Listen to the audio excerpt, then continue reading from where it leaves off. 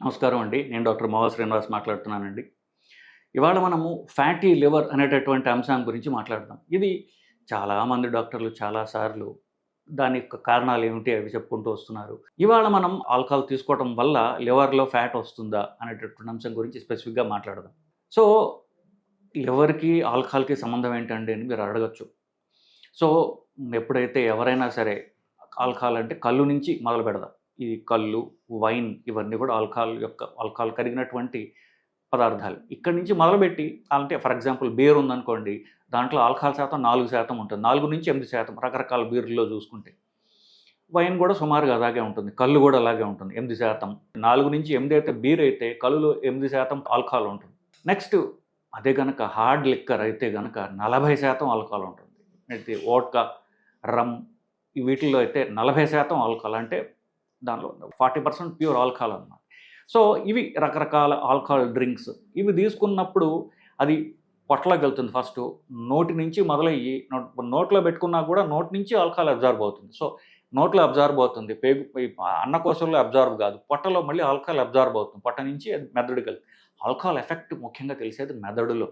ఆ మెదడులోకి ఆల్కహాల్ ఎక్కడి నుంచి వెళ్తుంది? నోట్లోంచి వెళ్తుంది, పొట్టలోంచి వెళ్తుంది, పేగుల్లోంచి. పేగుల నుంచి ప్రధానంగా వెళ్తుంది. సో పేగులకు వెళ్ళక ముందే అది నోటి నుంచి అట్లాగే పొట్ట నుంచి అబ్జార్బ్ అవుతుంది. పేగుల్లో ప్రధానంగా అబ్జార్బ్ అవుతుంది.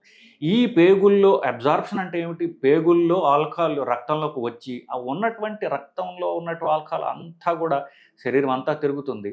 తిరిగిన తర్వాత ఆ ఆల్కహాల్ని దాన్ని బయటికి పంపించడానికి ఉన్నటువంటి ప్రధానమైనటువంటి సింగిల్ ఆర్గాన్ ఏంటంటే కాలేయము, లివర్ అంటాం. సో ఈ మొత్తం శరీరంలో పడిన ప్రతి బొట్టు ఆల్కహాల్ కూడా లివర్లోంచే పోవాలి.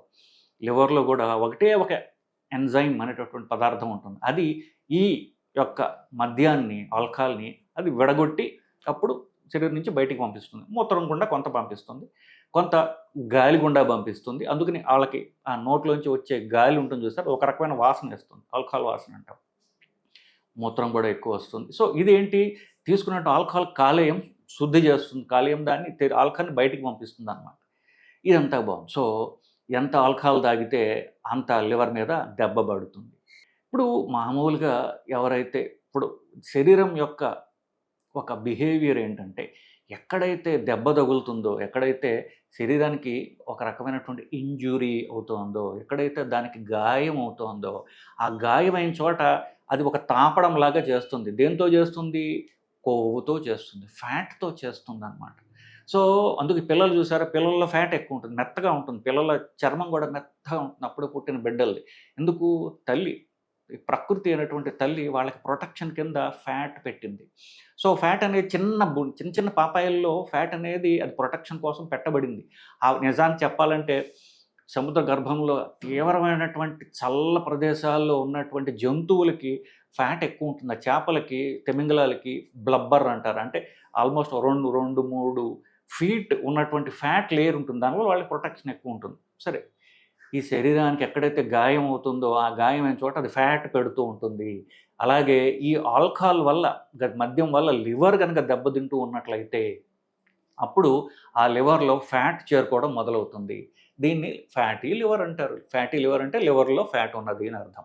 ఫ్యాటీ లివర్ ఇనీషియల్ స్టేజెస్లో ఈ లివర్కి తాను కాపాడుకుంటోంది అంటే ఒక రకంగా మద్యం వల్ల లివర్ దెబ్బతింటోంది అనడానికి ఒక మొదటి సంకేతం ఫ్యాటీ లివర్. సర్వసాధారణంగా చూస్తే అందరికీ కూడా గ్రేడ్ 1 ఫ్యాటీ లివర్, బొజ్జున్న అందరికీ కూడా ఫ్యాటీ లివర్ ఉంటుంది. మరి దానికి తేడా ఏంటయ్యా?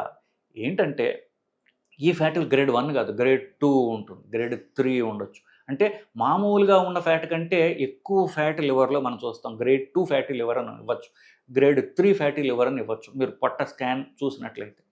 సో ఇది లివర్లో మొదటి స్టేజ్లో లివర్లో ఫ్యాట్ పేరుకొని పోవడం గమనిస్తూ ఉంటారు. ఈ స్టేజ్లో ఆల్కహాల్ కనుక వాళ్ళు తగ్గించినట్లయితే ఈ ఇంజురీ తగ్గుతుంది, గాయం తగ్గుతుంది, ఫ్యాట్ అక్యుములేషన్ తగ్గుతుంది. ఇంకా వాళ్ళు ఆపివేస్తే ఇది రివర్స్ అవుతుంది. సో ఎక్కడైతే ఆల్కహాల్ వల్ల లివర్లో ఫ్యాటీ అక్యుములేషన్ ఉన్నప్పుడు అది ఒక రకంగా రివర్సిబుల్ స్టేజ్. అది మనం కాలేయాన్ని మాంచుకోగలం, అంటే మానేటట్టుగా చేసుకోగలటువంటి స్టేజీ. ఇప్పుడు దాకా నష్టం జరగల, ఇప్పుడు మనం మానేస్తే చాలు అనేటటువంటి స్టేజ్. నెక్స్ట్ స్టేజ్ ఏంటి?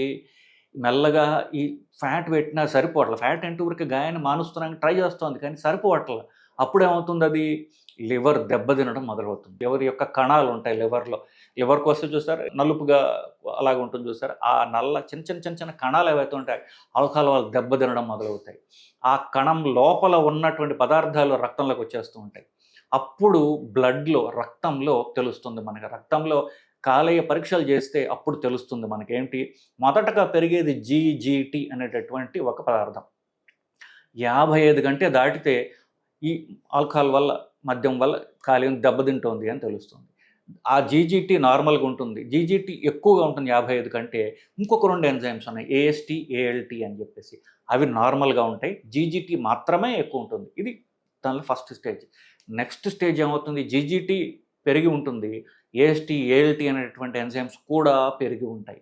ఇది లివరు దెబ్బతింటోంది అనడానికి ఇంకొక సంకేతం ఇది. ఈ స్టేజ్లో కూడా ఆల్కహాల్ వల్ల జరిగినటువంటి లివర్ డ్యామేజీ మనం తగ్గించగలము. ఆల్కహాల్ మందులతో కాదు, ఆల్కహాల్ మారడం వల్ల. మందులు రాయండి సార్ అంటారు. మందుల వల్ల తగ్గేది కాదు. మీరు తాగే మందు తగ్గించండి. నేను రాసే మందుల కంటే మీరు తీసుకునే మందు అని పేరు పెట్టగలిగినటువంటి విషం ఏదైతే ఉందో ఆల్కహాల్, అది మీరు తగ్గించగలిగితే ఇప్పటికీ కూడా మనకి ఏమీ కోల్పోలేదు. ఇప్పటికీ కూడా లివర్ అనేది భూమాత. మీరు ఎన్ని దెబ్బలు కొట్టినా పాపం తిరిగి మనకు క్షమిస్తూనే ఉంటుంది అది. ఈ స్టేజ్లో కూడా స్టేజ్ 2లో కూడా అది రివర్సిబుల్లే. ఇట్లా వీళ్ళు ఈ స్టేజ్ 2లోనే కనీసం ఓ 10 ఏళ్ళు భరిస్తుంది కాలేయం. 10 ఏళ్ల తర్వాత కూడా సుమారుగా చెప్తున్నా 10 ఏళ్ల తర్వాత కూడా ఈ మనిషి మారలేదనుకోండి భూమాత చేతులు ఇస్తుంది. సో చేతులు ఎత్తేసినప్పుడు ఏమవుతుంది ఇక లివర్ ఫైబ్రోసిస్ అంటే ఏంటి లివర్ ఎంత దెబ్బతిందంటే ఇక తిరిగి మళ్ళీ లివర్ కణాలు ఫార్మ్ కావట్ల. అది అంతా ఒక ప్యూచ్ లాంటి పదార్థంతో అది రిప్లేస్ చేయబడుతుంది. ఇంకా లివర్ చచ్చిపోయింది. చచ్చిపోయినంత ఏమవుతుంది దానికి ఒక సమాధి గోరి అదేంటి రాళ్ళు బయట మనకి అక్కడ ఒక ప్యూచ్ లాంటి పదార్థంతో దెబ్బ తగిలింది అనుకోండి ఆ స్కార్ ఉంటుంది చూసారు ఒక రకమైనటువంటి అది నార్మల్ స్కిన్ రాదు కానీ అక్కడ ఒక తెల్లగా ఉన్నటువంటి ఒక ఏదో ప్యాచ్ వర్క్ చేసేది శరీరం అని తెలుస్తూ ఉంటుంది. అది అలా అయిపోతుంది లివర్. దాన్ని సిర్రోసిస్ అంటారు. ఇక్కడ ఇంకా లివర్ పూర్తిగా దెబ్బతిని మెల్లమెల్లగా పెరిగిపోతూ ఉంటుంది.